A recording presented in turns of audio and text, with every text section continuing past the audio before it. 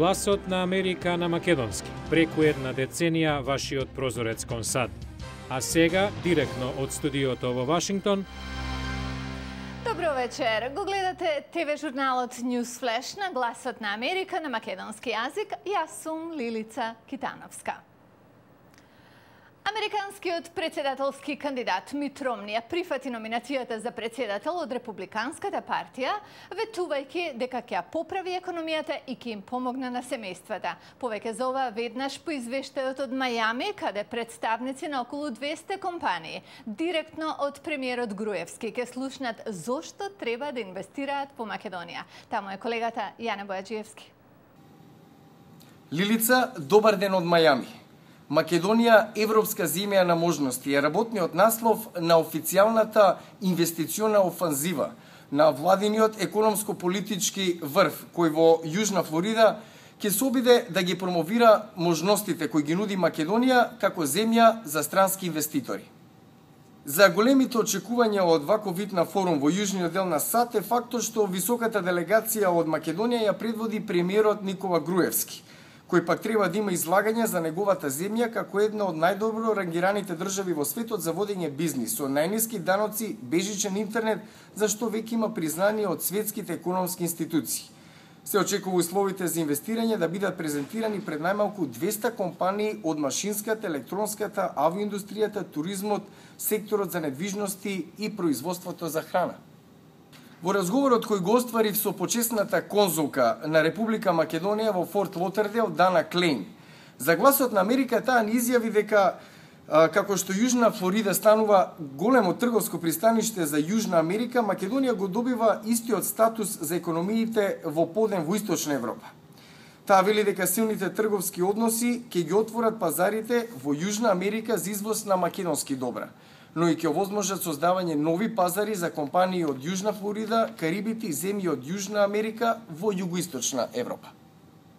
Лилица, само да подсетам дека премиерот Груевски заедно со високата делегација во која учествуваат уште и вице-премиерот Ставрески, министрот за странски инвестиции Бил Павлевски и Виктор Мизо, директорот на технолошките зони, дека веќе остварија контакти со деловни луѓе од Монтреал и од Торонто. А од тука од Мајами продолжуваат за Тампа, Шарлот и во останатите делови од јужниот дел на Соединетите Американски држави. Јане Бојаджиевски, Глас на Америка на македонски, Мајами. Мит Ромни замина на кампања во држави што ќе бидат клучни за ноемвриското гласање против председателот Барак Обама, откако синоќа ја прифати номинацијата на својата партија. Еве некои од неговите поенти од вчерашното обраќање во Тампа, Флорида. Тој кажа дека има план да отвори 12 милиони работни места, вети помала флексибилност и посилен рбет во глобалната дипломатија, заедно со поголема лојалност за американските сојузници како Израел. Ноќта ќе биде запаметена и заради појавувањето на Клинт Иствуд, кој политичарите ги нарече работници во служба на граѓаните, кои треба да бидат отпуштени ако не работат добро. Мит Ромни е првиот член на Црквата на Исус Христос и светците од последните денови, номиниран за председател од голема партија. Но мормонизмот, како што верата популарно е позната, е мистерија за многу американци. Некои верници се надеваат дека отворањето на Ромни за оваа религија ќе помогне таа да биде поприфатена во Америка, што ќе ги зголеми неговите шанси да победи во ноември. Еве некои факти за мормонизмот. Мајк Вајндер од Вест Вели Сити е градоначалник и мормон. Во Соединетите Американски држави 6 милиони мормони се главно концентрирани на запад на земјата. Мит Ромни е прв во историјата што дошол толку блиску до председателската функција. Но американците малку знаат за оваа вера, освен што се смета дека нивната црква има конзервативна агенда во политиката. Градоначалникот вели дека и тоа не е точно зашто црковните власти главно не се мешаат во политика. Но сите придонесуваат во црквата и тоа е дел од мормонската етика, вели тој. Моментално, јас предавам во неделното училиште и од мене се бара да исполнам други задачи. Не е важно дали сте Мит Ромни или некој друг. Секој има улога во локалната конгрегација. Бидејќи нема платени црковни лица, богатите често се избираат за раководни функции. Вокал треш или вокален отпад е ансамбл што пее и танцува на поп ноти што се вртат на брановите со децении. Свирејќи на инструменти направени од канти за отпадоци, шишиња за вода и други предмети најдени на отпад, нивната порака е пренамени и рециклирај. Тие настапуваат на панаџури, на родеа и корпоративни настани. Сузан Лог од Гласот на Америка ги најде на конференција на професионалци за цврст отпад. Се викам Стив Линдер, креатор сум и косопственик на Вокал Треш. Јас сум Келси Рај и косопственичка сум на Вокал Треш. Тие прво биле пејачи и изведувале стари хитови.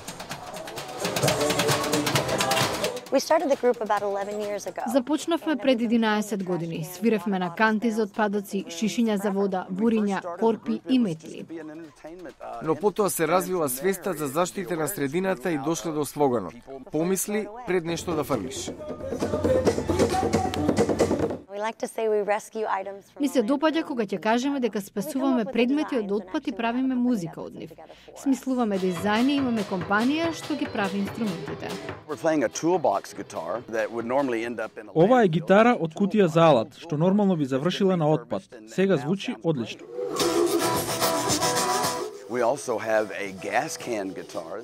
Имаме и гитара од канта за бензин, иста канта како оние што сте ги виделе на задниот дел на джип. Сега на неа свириме блуз. Како што вели Стив Линдер, инструментите конзистентни со пораката.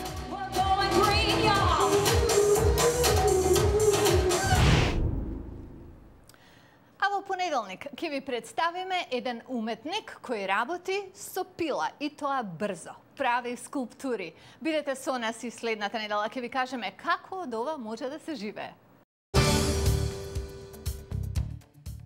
Во понеделник во Newsflash, една од најопасните алатки за употреба во служба на уметност.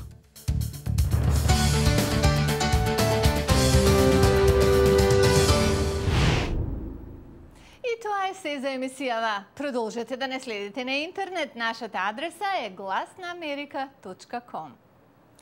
Јас сум Лилица Китановска, а вие го гледавте Newsflash на Гласот на Америка на македонски. Убав викенд!